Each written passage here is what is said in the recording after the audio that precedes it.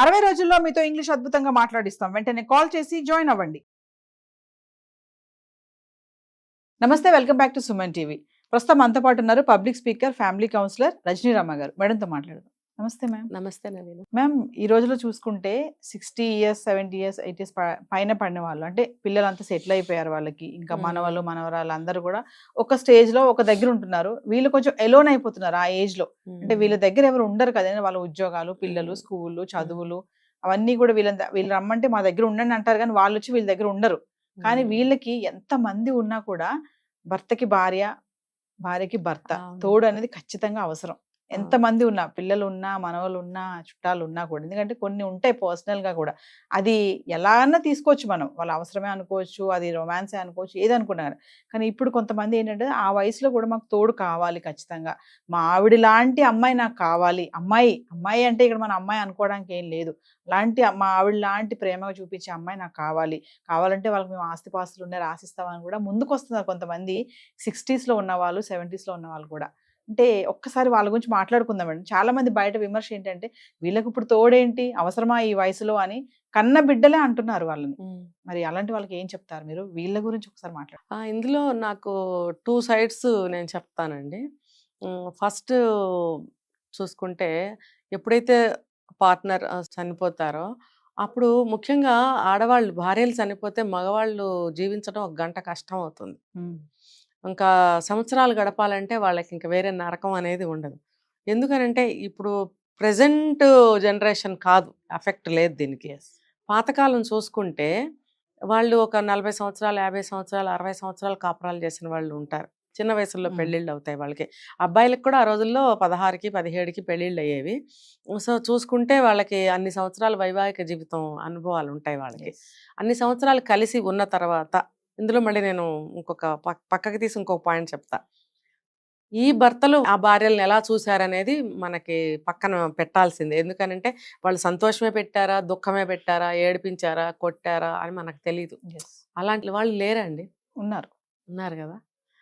అయితే అలా ఒకవేళ అలా బాధలు పెట్టిన హస్బెండ్స్ ఉన్నా కూడా ఆ భార్యలు వాళ్ళకి ఎన్ని సేవలు చేసి ఉంటారు. స్టిల్ మా జనరేషన్ వరకు మేము కూడా అన్నీ అందిస్తూనే ఉంటాం ఈ రోజుకి కూడా. ఇవాళ ఇక్కడ కుర్చీలో కూర్చొని మాట్లాడుతున్నాను కదా అని ఎవరు అనుకోవటానికి లేదు. ఇంటి దగ్గర A to Z నేనే చేస్తాను, తీసుకెళ్ళి అందిస్తాను. ఏ మూల ఉన్నా, ఎక్కడున్నా, కాలు నొప్పి పెట్టనివ్వండి, చేయి నొప్పి పెట్టనివ్వండి, ఇంట్లో మేడ్ రాకపోనివ్వండి, ఏదైనా సరే. అలా అలా వాళ్ళు వచ్చి ఒకవేళ తీసుకోవచ్చు కదా అంటే వచ్చి తీసుకున్నా కూడా నాకు తృప్తి అనిపించదు. ఎందుకంటే ఇక్కడ ఈ సబ్ కాన్షియస్ మైండ్ లో ఉండిపోయింది. చెయ్యి ఆటోమేటిక్ గా, కాలు ఆటోమేటిక్ గా వెళ్ళిపోతుంది. ఒకవేళ వాళ్ళు వచ్చి తీసుకున్నా మనకేంటి అసంతృప్తి, వెల్తిగా అనిపిస్తుంది. అంటే వాళ్ళు మనతో ఎలా అన్నా ఉండనివ్వండి, మంచివాళ్ళు అవనివ్వండి, మనల్ని బాధించే వాళ్ళు అవనివ్వండి, ఈ పని అనేది గత ఇన్ని సంవత్సరాల నుంచి అలవాటు అయిపోయింది కాబట్టి వెళ్తూనే ఉంటాం, చేస్తూనే ఉంటాం, వాళ్ళు ఎలాంటి వాళ్ళైనా కానివ్వండి. సో వాళ్ళేంటి ఇంత సేవలు చేస్తున్నా సరే, ప్రేమించే భర్త ప్రేమించాడు, తిట్టే భర్త తిట్టాడు, తిడుతూనే ఉన్నాడు చనిపోయేదాకా. మరి ఇంకా కొంతమంది 80 ఏళ్ళు వచ్చిన భార్యలను కొట్టేవాళ్ళు ఉన్నారు. కొట్టారు, నాకు తెలిసి ఇప్పుడుకున్నారు, ఇంకా మరి కొడుతున్నారు. 80 ఏళ్ళు నీకు వస్తే భార్యకి కూడా 5-6 ఏళ్ళు 4 ఏళ్ళు తేడాతో ఆవిడకి అంతే వయసు కదా. మరి ఆవిడ దెబ్బలు తినే వయసా? నీకు కాళ్ళు చేతులు ఇట్లా ఊగుతున్నా సరే నువ్వు కొట్టగలుగుతావు, ఎలాగోలా దెబ్బ వేస్తావు. ఆ దెబ్బ తినే ఓపిక ఆవిడకుందా? మరి ఆ రోజుల్లో వాళ్ళు ప్రేమించినా, ముద్దు పెట్టుకున్నా, విసురుగొట్టినా అలా అలా అన్నేళ్ళు కాపురం చేసుకుంటూ వచ్చారు కాబట్టి, కష్ట సుఖాలు ఏమన్నా వచ్చినా సరే ఇష్టానో కష్టానో మాట్లాడుకున్నారు కాబట్టి. ఎందుకనంటే కొంతమంది భర్తలు షేర్ చేసుకోరు భార్యలతో, సింగిల్ నిర్ణయాలే ఉంటాయి, ఏం చెప్పరు. వాళ్ళు నిర్ణయించిందే ఇంట్లో జరగాలి. ఫలానా సంబంధం తీసుకొచ్చాను, అబ్బాయికైనా అమ్మాయికైనా చేయాల్సిందే అంటే పిల్లలు ఏడుస్తారమ్మా, నువ్వు చెప్పమ్మా నాన్నకి, నాకు ఇష్టం లేదంటే కూడా ఆవిడ రికమెండేషన్ అక్కడ పనిచేయని కుటుంబాలు చాలా ఉన్నాయండి. ఆయన మాట చెల్లాలి, ఆ సంబంధం చేయాల్సిందే, చచ్చినట్టు నోరు మూసుకుని కాపురాలు చేయాల్సిందే. ఇప్పుడులాగా అప్పుడు విడాకులు లేవుగా, ఒక 40 సంవత్సరాల క్రితం. మరి ఆ రోజుల్లో ఆ పెళ్ళిళ్ళు చేస్తే చచ్చినట్టు పడి ఉండాల్సిందే, అని ఇంక్లూడింగ్ మాలాంటి వాళ్ళం కూడా. కాబట్టి చెప్పిన సంబంధాలు చూసుకుని చేసుకోవాల్సిందే. అంటే అలాంటి భర్తలు కూడా ఉన్నారు. మళ్ళీ ఏమో మన అబ్బాయికి ఏ సంబంధం చేద్దాము, ఇది బాగుంటుందంటావా, అమ్మాయికి నీ లక్షణాలు ఉంటే బాగుంటాయి కదా అని సంప్రదించిన భర్తలు కూడా ఆ రోజులు ఉన్నారు. అంటే అలాంటి వాళ్ళు, ఇలాంటి వాళ్ళు, ఎలాంటి భర్తలు ఉన్నా సరే ఆ భార్యలు అనేవాళ్ళు వాళ్ళతో జీవితం సాగించారు, ఆ భర్తలు కూడా ఆ భార్యలతో జీవితాలు సాగించారు. కాబట్టి ఆ బాండ్ అనేది స్ట్రాంగ్. ఇప్పుడు ఏదన్నా పోనీ కొన్ని షేర్ చేసుకోకపోయినా కనీసం సేవల ద్వారానైనా ఆ బాండ్ అనేది ఉండింది. ఉంటుంది. షేర్ చేసుకున్న భర్తలు ఉన్నారనుకోండి, అప్పుడు మన భార్య పోయింది సడన్ గా, ఇంకా ఆ మనిషి బ్రతకలేడు. చాలా ఎలా కష్టం. చూసుకున్నా బ్రతకలేరు వాళ్ళు. బ్రతకలేరు. తిట్టి కొట్టే భర్త బ్రతకలేడు, ఆ! ఆ ప్రేమగా గుండెల్లో పెట్టుకుని చూసుకున్న భర్త బ్రతకలేడు. ఎందుకంటే ఆ బాండ్ బాండింగ్. ఎస్. సో అటువంటి బాండింగ్ లో ఉన్న వాళ్ళు సడన్ గా భార్య పోతే ఉండలేరు. అటువంటి వాళ్ళని మళ్ళీ ఇటు పక్కకు వస్తాను నేను. పిల్లలు ఇద్దరు, ఆ రోజుల్లో వాళ్ళకి ఎక్కువ మంది పిల్లలే ఉంటారు, కనీసం ముగ్గురు ఉంటారు. ముగ్గురు పిల్లలు ఉన్నప్పుడు ముగ్గురు పిల్లలు కూడా ఉద్యోగరీత్యా కానీ వ్యాపారాల రీత్యా కానీ దూర ప్రాంతాల్లో ఉన్న ఊళ్ళో ఉన్న వాళ్ళ ఫ్యామిలీస్తో వాళ్ళకి సరిపోతూ వీళ్ళని చూడలేకపోతున్నారు. ఇప్పుడు ప్రజెంట్ జనరేషన్ చూసుకుంటే పిల్లలు బయటకు వెళ్తున్నారు, అబ్రాడ్కి వెళ్తున్నారు. ఇప్పుడు మా ఏజ్ వాళ్ళని చూసుకుంటే భార్యాభర్తలు మాత్రమే ఉంటున్నారు చాలామంది. ఇప్పుడు వీళ్ళని పక్కన పెడితే మా జనరేషన్ అంటే మా తల్లిదండ్రులు అనుకోండి, మేమే అబ్రాడ్స్ వెళ్ళిపోయాము, ఇక్కడే ఉన్నాం కదా, చుట్టుపక్కలే ఉంటాము, కాకపోతే ఇంకొక ఊర్లో ఉంటాము. ఉన్నప్పుడు వాళ్ళని చూసుకోగలగాలి. లేదు వాళ్ళు కూడా సక్రమంగా వచ్చి ఉంటామంటే ఉంచుకొని చూసుకోవాలి. ఒకే ఊర్లో ఉంటుంటే కనుక అందరూ కలిసి ఒక చోట ఉండే ప్రయత్నం చేయాలి. అందరంటే ఎవరు, ఆ సింగిల్ పర్సనే కదా, ఆ ప్రయత్నం చేయాలి.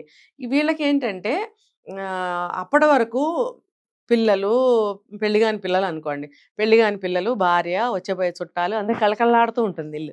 ఒక్కసారిగా పిల్లలు పెళ్ళిళ్ళు వెళ్ళిపోయారు, మనవాళ్ళు మనవరాళ్ళు చదువులకు వచ్చి పెద్దవాళ్ళు అయిపోయారు, నా భార్య ఏమో ఇప్పుడు చనిపోయింది, నా వయసు ఏమో 70 లేకపోతే 65 లేకపోతే 80. ఈ వయసులో ఆ వ్యక్తికి ఎంత పిచ్చెక్కినట్టు ఉంటుందన్నమాట. అందరూ కావాలనిపిస్తుంది.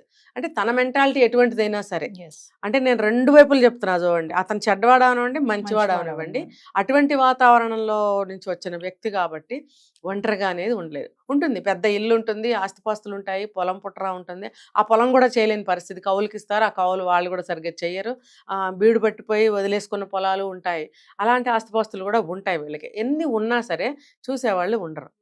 అప్పుడు వీళ్ళు ఒక తోడు కోసం ఇలా అడుగుతూ ఉంటారనమాట. ఎస్. అడిగినప్పుడు ఆలోచించాలి పిల్లలు కూడా, మేము చూసుకోవాలి అని. నేను ఇంకొకటి చెప్తా ఇక్కడ, వాళ్ళు ఎంత చూసుకున్నా, ఏజ్ అయిపోయింది కదా, వాళ్ళు ఎంత చూసుకున్నా కోడలు టైంకి అన్ని చూసి పెడుతుంది, తండ్రిలాగా చూసుకుంటుంది, కొడుకు కూడా బాగా చూసుకుంటాడు, మనవాళ్ళు మనవరాళ్ళు అందరూ తిరుగుతూ తాతయ్య అని పలకరిస్తూ ఓకే. కానీ రోజు గడిచిపోతుంది, తనదైనటువంటి ఒక టైం వస్తుంది ఎస్. సాయంత్రం అయ్యేటప్పటికి. అందరూ ఎవరి పక్షులు గూళ్ళకి వెళ్ళిపోయినట్టు వాళ్ళ వాళ్ళ పనుల్లో నిమగ్నం అయిపోతారు, భోజనాలు అయిపోతాయి, ఎవరి రూమ్లోకి వాళ్ళు వెళ్ళిపోతారు, చదువుకున్న వాళ్ళు చదువుకుంటారు, నిద్రపోయే వాళ్ళు నిద్రపోతారు. మళ్ళీ ఈయనకి తనదైనటువంటి ఒంటరి సమయం వస్తుంది. అప్పుడు ఈయనకేమనిపిస్తుంది, గతంలో పొద్దుటి నుంచి రాత్రి వరకు జరిగిన విషయాలన్నీ ఒక మంచి భర్త అయితే షేర్ చేసుకుని ఉన్నాడు ఎస్. కదా. లేదు, బాధ పెట్టిన భర్త అనుకోండి, అతనికి ఆవిడ అందిస్తూ సేవలు చేస్తూ ఏదో పాల గ్లాస్ ఇవ్వటం అలవాటు ఆ రోజుల్లో వాళ్ళకి, కాస్త బాగా నిద్ర పడుతుంది అని చెప్పి ఒక గ్లాస్ పాలు తెచ్చి ఇవ్వడము, మందులు వేసుకున్నారా అని అడగటం అనేది ఈ ఒంటరి సమయంలో జరిగే కార్యక్రమాలు, ఎస్. మంచి భర్తకైనా చెడ్డ భర్తకైనా. ఇప్పుడు అవన్నీ మిస్సింగ్ కదా, ఇవన్నీ ఎవరు చేయాలి?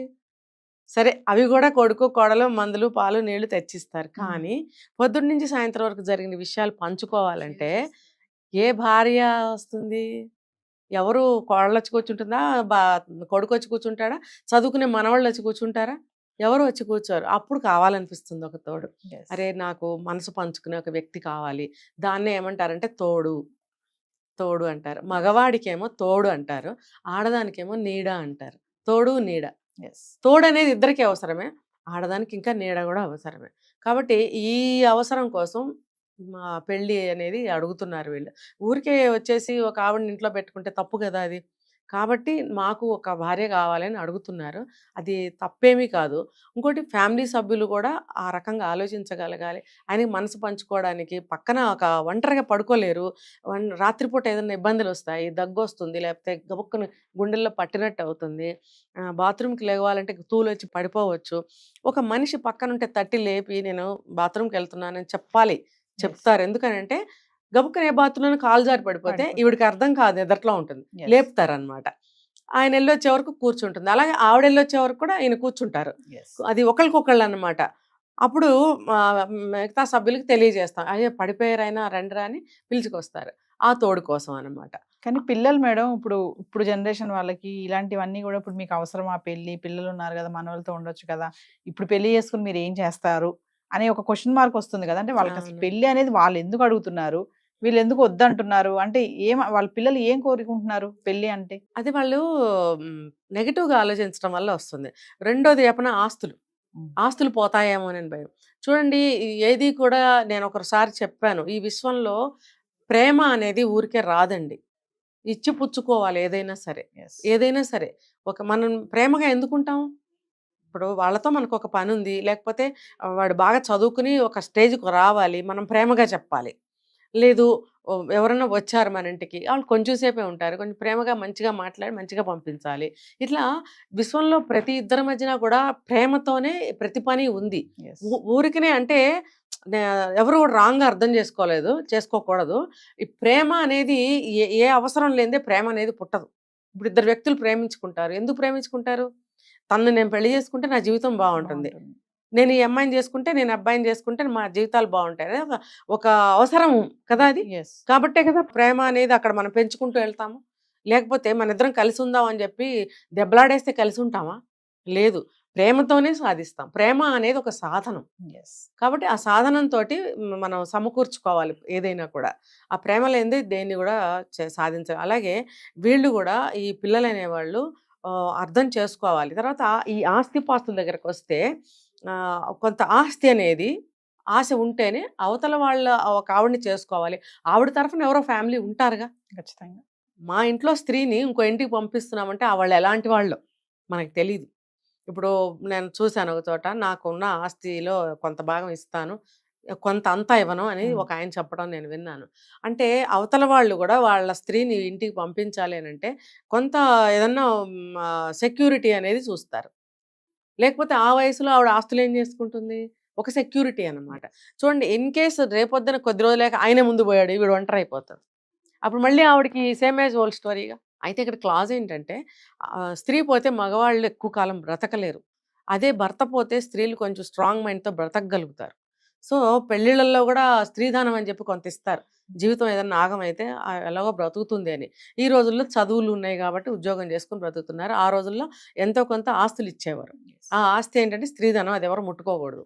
అలాగే ఇక్కడ గూడా ఈ పెళ్లిలో కొంత ఆవిడకి ఇస్తాను అనంటే అవతల వాళ్ళు గూడా వాళ్ళ స్త్రీని ఈ ఇంటికి పంపించడానికి ఇష్టపడతారు. తర్వాత ఇటువైపు సంతానం గాని, అటువైపు సంతానం గాని ఆలోచించాలి. వాళ్ళు ఒంటరి బ్రతుకుకి మనం ఎంతవరకు తోడవ్వగలుగుతాము? అవుతాము. ఎట్లా అవుతామంటే ఇప్పుడు వీళ్ళిద్దరు పెళ్లి చేసుకొని ఇక్కడ ఉన్నంత మాత్రాన వాళ్ళు వదిలేయాలనేమి లేదు. ఇప్పుడు ఆవిడ పెళ్లి చేసుకొని ఇక్కడికొస్తుందనుకోండి, వాళ్ళ పిల్లలు ఈవిడని వదిలేస్తారా? ఈయన సంతానమే ఈవిడ్ని చూడాలా? అంటే చూస్తారు, వీళ్ళు చూస్తారు. అంత మాత్రం చేత మీరు వదిలేస్తారా? మీ ఈవిడ సంతానము ఈవిడ్ని చూసుకోవాలి. ఆయన సంతానము ఈయన చూసుకోవాలి. వీలైతే ఇద్దరు సంతానాలు కలిపి వీళ్ళిద్దరిని చూసుకోవచ్చు. తల్లిదండ్రుల్లాగా చూసుకోగలిగిన రోజు వచ్చినప్పుడు ఈ పెళ్ళిళ్ళకి స్వాగతం. Yes, thank you ma'am.